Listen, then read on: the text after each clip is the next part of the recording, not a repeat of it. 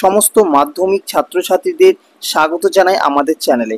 আজকের এই ভিডিওতে আমি তোমাদের ইতিহাসের 1857 সালের মহাবিদ্রের প্রকৃতি ও চরিত্র এই বিষয়টি নিয়ে সম্পূর্ণ আলোচনা করব এবং তোমাদেরকে একেবারেই জলের মতো সহজ করে বুঝিয়ে দেব এবং ভিডিও শেষে তোমাদেরকে এর সম্পূর্ণ নোটসটিও দিয়ে দেবো।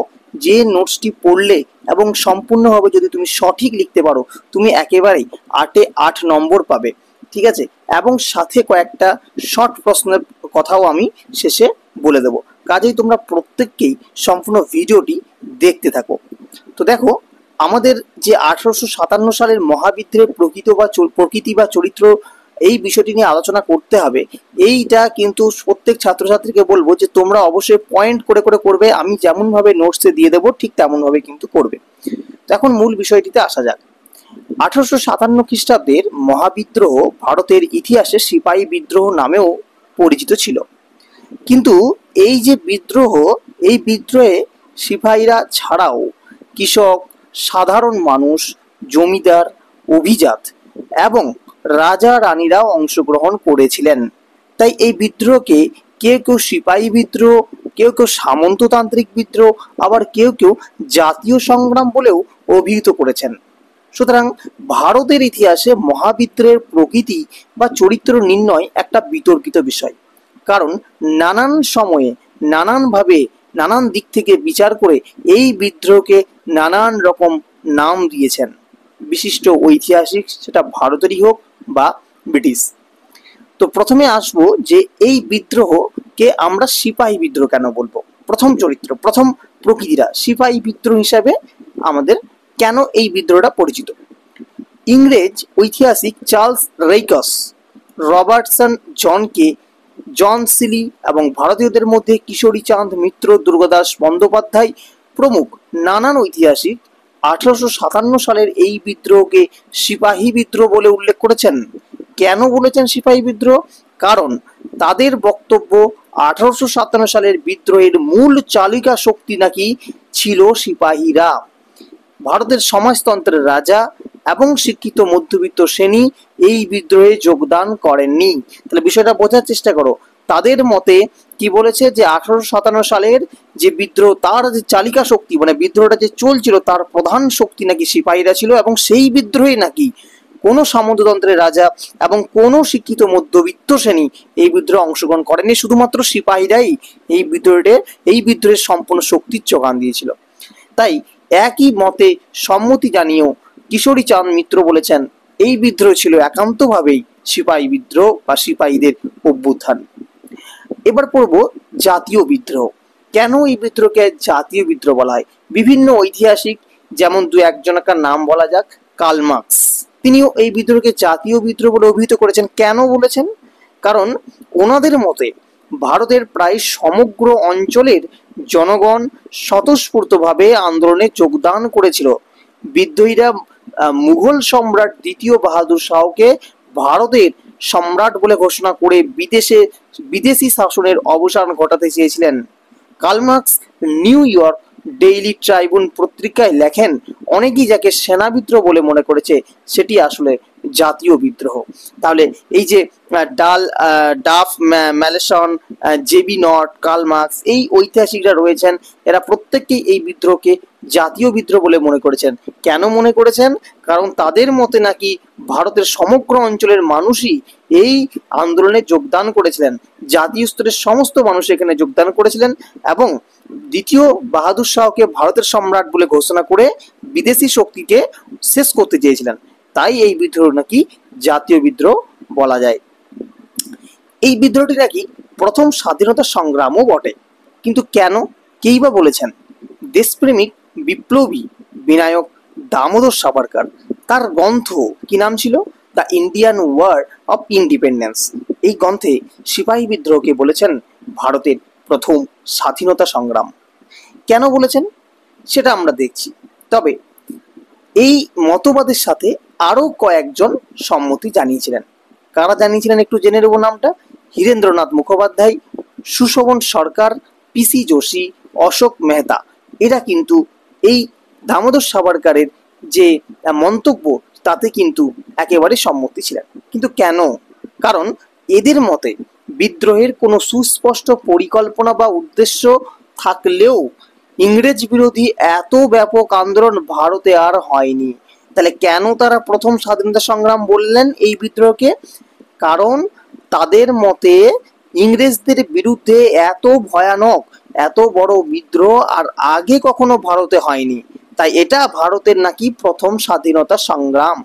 তাই পিসি যোশী তার 1857 ইন আওয়ার হিস্ট্রি এই প্রবন্ধে মহাবিদ্রোহকে ভারতের প্রথম স্বাধীনতা যুদ্ধ বলেও ব্যাখ্যা করেছেন। তাহলে বিষয়টি তোমরা বুঝতে পারছো। আচ্ছা, নেক্সট হচ্ছে এই বিদ্রোহকে গণবিদ্রোহ বলা হয়।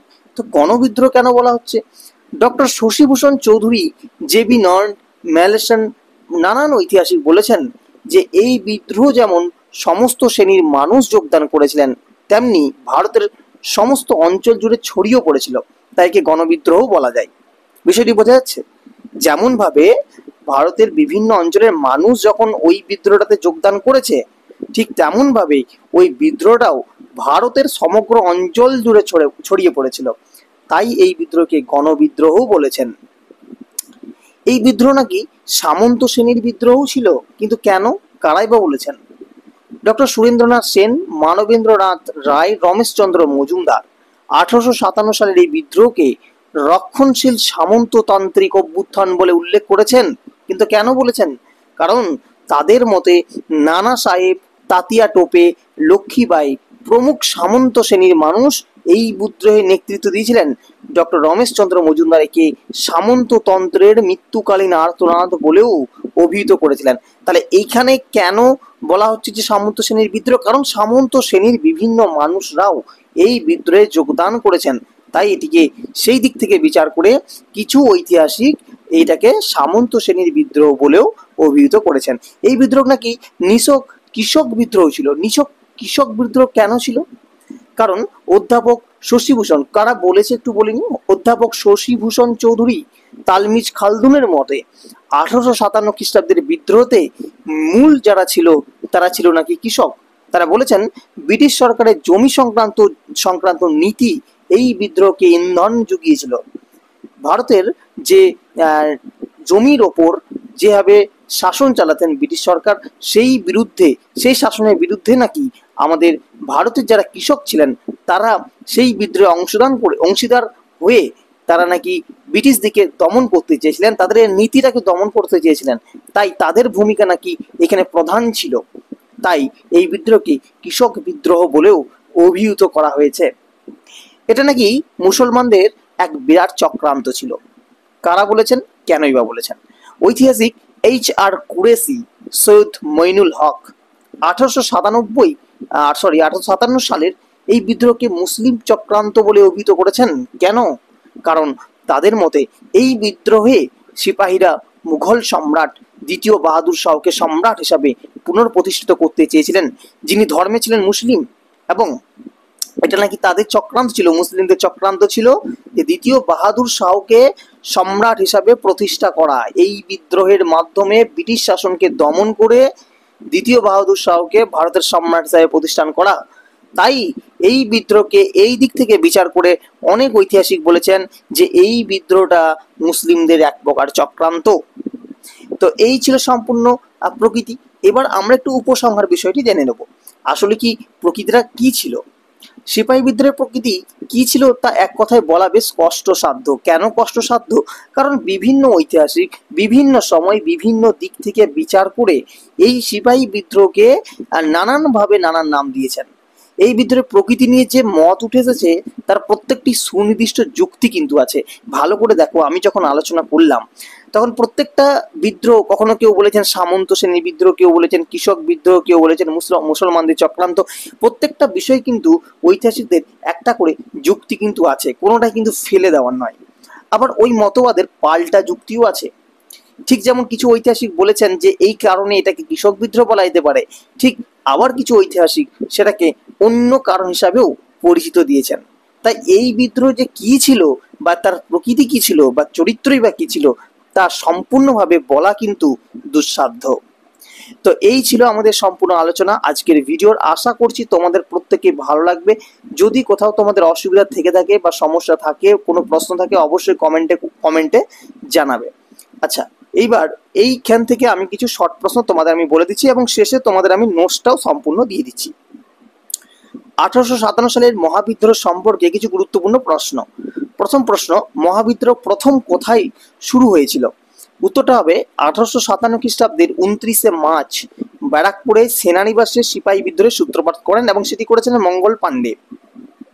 সিপাহী বিদ্রোহের প্রথম শহীদকে, খুবই গুরুত্বপূর্ণ প্রশ্ন, সিপাহী বিদ্রোহের প্রথম শহীদ হলেন মঙ্গল পাণ্ডে। মহাবিদ্রোহের সময় গভর্নর জেনারেল কে ছিলেন? লর্ড ক্যানিং। মহাবিদ্রোহে নেতৃত্ব দিয়েছিলেন কারা?